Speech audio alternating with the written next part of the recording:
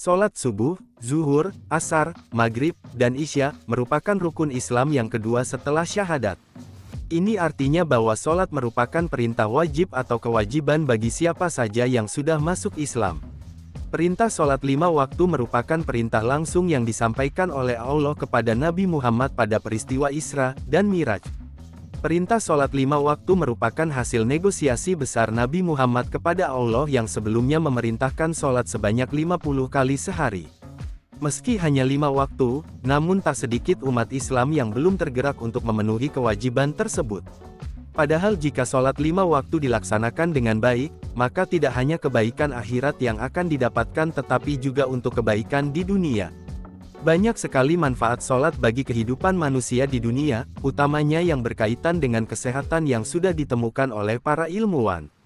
Beberapa manfaat dari setiap gerakan sholat yang kita lakukan adalah: 1. Gerakan takbiratul ihram. Pada gerakan ini, kita diminta untuk berdiri dengan tegak, mengangkat kedua telapak tangan sejajar telinga dengan posisi telapak tangan terbuka, kemudian melipat tangan dan meletakkannya di depan perut atau dada bagian bawah. Pada gerakan ini, otot bahu akan meregang. Sendi-sendi juga bergerak. Gerakan ini ternyata membantu memperlancar aliran darah segar yang kaya akan oksigen, getah bening, menguatkan otot lengan serta mencegah terjadinya gangguan pada persendian. Kemudian untuk posisi berdiri tegak sendiri selain memperlancar peredaran darah, juga bermanfaat merangsang titik-titik akupuntur yang ada di telapak kaki. Karena posisi ini membuat telapak kaki tertekan sempurna oleh berat badan.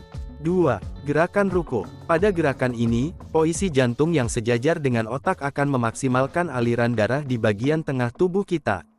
Posisi ini juga akan membuat tulang belakang meregang seperti senam.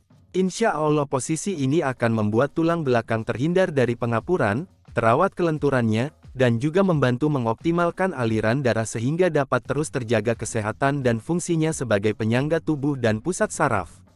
Kemudian untuk posisi kedua tangan yang bertumpu pada lutut akan membuat relaksasi otot khususnya otot bahu hingga ke kaki. Gerakan ruku ini juga melatih kemih untuk mencegah gangguan prostat. 3. I'tidal. Gerakan setelah ruku atau membungkuk ini ditengarai mampu melancarkan pencernaan. Ini akibat semacam senam perut yakni dari membungkuk, kemudian ke posisi tegak sesaat lalu sujud, memberi efek pijat pada rongga perut. 4. Sujud. Posisi sujud adalah posisi menungging dengan bertumpu pada lutut, kedua tangan, sedikit bagian depan telapak kaki dan dahi. Pada posisi ini letak jantung berada di atas otak, sehingga kebutuhan suplai oksigen melalui darah ke otak bisa terpenuhi dengan baik. Bahkan, ada beberapa saraf otak yang hanya bisa teraliri darah atau tercukupi oksigennya dengan posisi ini. Hal ini membuat otak menjadi lebih fresh dan normal. Kondisi ini pernah diteliti seorang profesor biologi di Universitas St. Edward di Austin, Texas, Amerika Serikat yang kemudian membuatnya memilih untuk memeluk Islam. Selain itu, pada gerakan ini juga memompa aliran getah bening ke leher dan ke ketiak. Gerakan ini juga menghindarkan seseorang dari gangguan wasir. Khusus untuk ibu-ibu, posisi ruku dan sujud sangat baik untuk kesuburan dan kesehatan organ kewanitaan. 5. Duduk iftirosi dan tasyahud dengan tawarruk. Posisi duduk iftirosi dan tasyahud terjadi penekanan di dinding perut sejajar dengan ginjal, sehingga ginjal lebih terjamin fungsinya secara normal. Gerakan ini juga membuat badan bertumpu pada pangkal paha yang mengakibatkan terjadinya relaksasi otot-otot dan saraf pangkal paha. Tekanan vena di atas pangkal atau ujung kaki juga mengakibatkan darah memenuhi telapak kaki. Kemudian kelenjar keringat juga akan menjadi aktif akibat bertemunya lipatan paha dan betis sehingga membuat saraf dan otot lebih lentur, bekerja seimbang dan melancarkan peredaran darah di kaki. Posisi ini juga akan melenturkan lutut, betis, dan juga jari kaki. Jika dilakukan dengan benar, posisi ini pun sangat baik untuk kesehatan reproduksi bagi pria yang disebabkan adanya penekanan sesaat posisi tumit pada kandung kemih uretra, kelenjar kelamin prostat, maupun saluran vas deferens yang berfungsi sebagai saluran sperma. 6. Gerakan salam. Pada gerakan akhir sholat ini, seperti halnya peregangan dalam olahraga maka akan terasa otot di sekitar leher lebih rileks. Gerakan ini juga membantu melancarkan aliran darah di kepala, menjaga kekencangan kulit wajah dan juga membantu mengurangi sakit kepala. Selain memberi dampak sehat secara jasmani atau fisik, sholat juga mampu memberi dampak sehat secara rohani.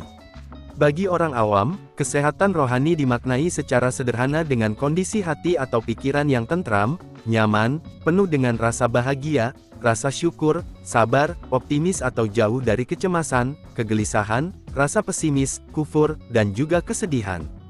Kondisi tersebut akan tercipta saat seorang hamba terkoneksi langsung dengan penciptanya, yakni Allah Subhanahu wa Ta'ala. Dan sholat merupakan salah satu cara agar seorang hamba bisa terkoneksi dengan Allah sebagaimana diterangkan dalam Al-Quran. Sesungguhnya aku ini adalah Allah, tidak ada Tuhan yang hak selain aku, maka sembahlah aku dan dirikanlah sholat untuk mengingat aku. Surat Toha ayat 14. Dengan koneksi tersebut, Allah juga secara implisit akan memberikan solusi atau jalan keluar dari setiap permasalahan hidup yang dihadapi. Ini ditegaskan dalam Al-Quran. Dan mohonlah pertolongan dengan sabar dan sholat. Dan sholat itu sungguh berat, kecuali bagi orang-orang yang khusyuk. Surat Al-Baqarah ayat 45. Wahai orang-orang yang beriman, mohonlah pertolongan kepada Allah dengan sabar dan sholat. Sungguh, Allah beserta orang-orang yang sabar. Surat Al-Baqarah ayat 153.